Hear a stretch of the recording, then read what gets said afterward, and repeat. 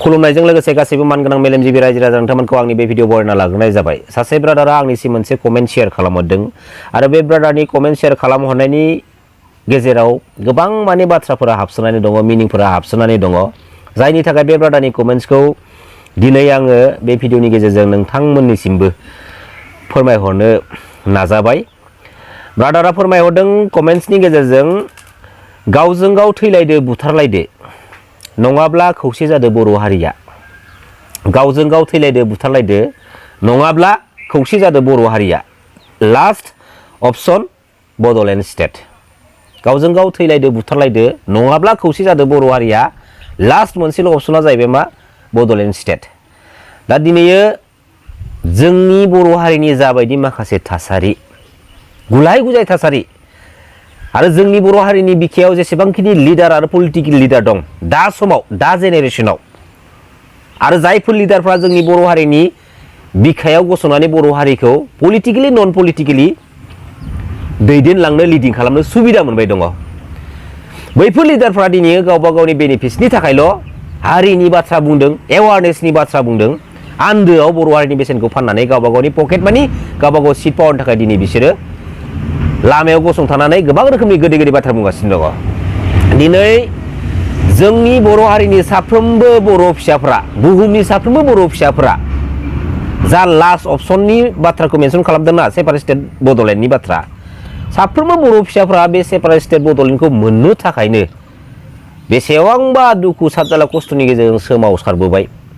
हाजार हाजार बर' फिसाफोरा थैलांबाय, हाजार हाजार बर' फिसाफ्रा दिनै फेक इनकाउन्टार खालामजाबाय, हाजार हाजार बर' बिमा माहारिफ्रा दिनै जिनाहारि खालामनानै बुथार जाबाय, हाजार हाजार बर' फिसाफ्रा दिनै जोबथेसालियाव थानांबाय आरो दिनैसिमबो थानो गोनां बाध्य जानानै फैदों।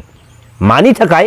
अनलि वान, मोनसेल' रिजन, बे सेपारेट स्टेट। बेखौ मोननो थाखायनो जोंनि बर' हारिनि बिखानिफ्राय गोबां माने बर' फिसाफ्रा दिनै जिउ बाउसोमलांबाय, गोबां बर' फिसाफ्रा दिनैसिमबो जोबथेसालियाव थानो गोनां बाध्य जानानै फैदों। मोनसेल' थांखि, मोनसेल' प्लेटफर्म जोंनि बर' हारिनिया। दा मोनसेल' थांखि आरो मोनसेल' प्लेटफर्माव गसंनानै ओरैबायदि माखासे बर' फिसा जोनोम जादों जोंनि बर' हारिनि बिखानिफ्राय। माखासे बर' फिसाफ्रा बे मोनसे थांखिनि, मोनसे प्लेटफर्माव गसंनानै बर' हारिनि सेन्टिमेन्टेल बाथ्रा बुङै बुङै आन्दोयै बर' फिसाफोरनि बेसेनखौ फानबोदों गावबा गावनि बेनिफिट्सनि थाखाय। मानगोनां रायजो राजा नोंथांमोन, दिनै बेसेबांबा गोलाव समनिफ्राय जोंनि सेपारेट स्टेट बड'लेण्डखौ लानानै संग्राम खालामबोबाय, गोबां साबजाला सहायबोनांबाय जोंनि बे बर' हारिनि बर' फिसाफोरा। दिनैयो ओरैबायदि मोनसे स्टेजावसो थानांगौमोन, नाथाय जेरैबायदि स्टेजाव थानांगौ बेनिफ्राय 3 गुन गाहाय मोनसे स्टेजावसो फैदों। माबोरै मिथिगौ ना? जायफोर लिडार आरो पलिटिकेल लिडारफ्रा दा समाव जोंनि बर' हारिनि बिखायाव गसंनानै पलिटिकेलि नन पलिटिकेलि लिडिं खालामनो मेन लिडखौ मोनबाय दंना, बिसोरसो जादों साफा साफा माने मालदार, पकेट मानि माने लाथ'नो हायि, उदै गेन्द्रा जाबाय बिसोर गासिबो।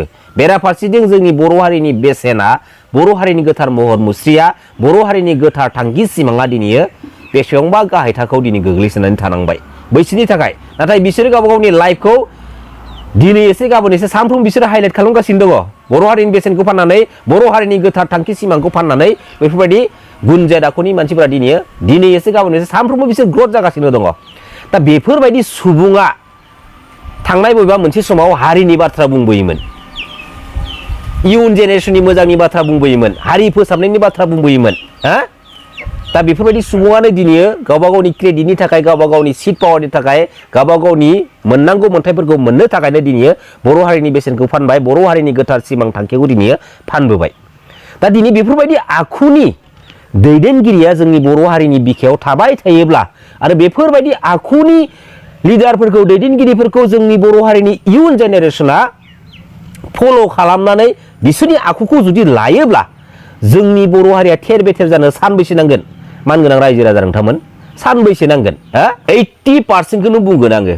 80% पलिटिकेल लिडारफ्रा दिनै जोंनि बर' हारिनि बेसेनखौ फानदों, जोंनि बर' हारिनि बर' फिसाफोरनि बेसेनखौ फाननानै गावबा गावनि पलिटिकेल केरियारखौ, गावबा गावनि लाइफ लाइनखौ दिनै ग्रथ खालामबाय दङ। मानगोनां रायजो राजा नोंथांमोन, आरो बैफोरबायदि लिडारफोरा दिनै जोंनि बर' हारिनि बेसेनखौ फाननानै, बर' फिसाफोरनि बेसेनखौ फाननानै नोंसोरो धोन सम्पति आरजिनो हागोन, नाथाय जेरैबायदि खामानि मावदों बिनि फिथाइखौबो सानसे समाव नोंसोरो रुजुमनांगोन। बे बाथ्राखौ खिन्थु गोसोआव लाखिखा। दिनै खुगाजों हारिनि एवारनेसनि गोदै गोदै बाथ्रा बुंबा जानाय नङा। हारिनि सेन्टिमेन्टेलनि बाथ्राफोरखौ खुगाजों गोदै गोदै बुंबा जानाय नङा। नोंनि गोसोआबो दिनै क्लिन जानांगोन। मिथिबाय? नोंनिखौ मोनग'नो थाखाय नों दिनै बायदिसिना रावजों फुस्लायनो नाजाबाय थाबा जानाय नङा। दिनै जेसेबांखिनि पलिटिकेल लिडारफोर दङ जोंनि बर' हारिनि बिखायाव, नोंसोर दिनै मा घन्टा खालामनो थांदों बेवहाय? मा घन्टा खालामनो थांदों नोंसोर बेवहाय?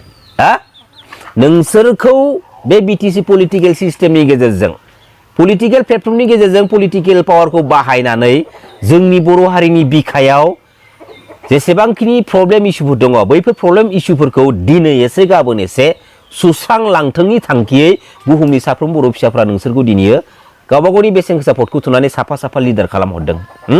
नोंसोर देरहालांखांनायनि उनावहाय बै बर' फिसाफोरखौ नोंसोरो नायफिना, नोंसोरो मुगैयो, नोंसोरो मुजुरो।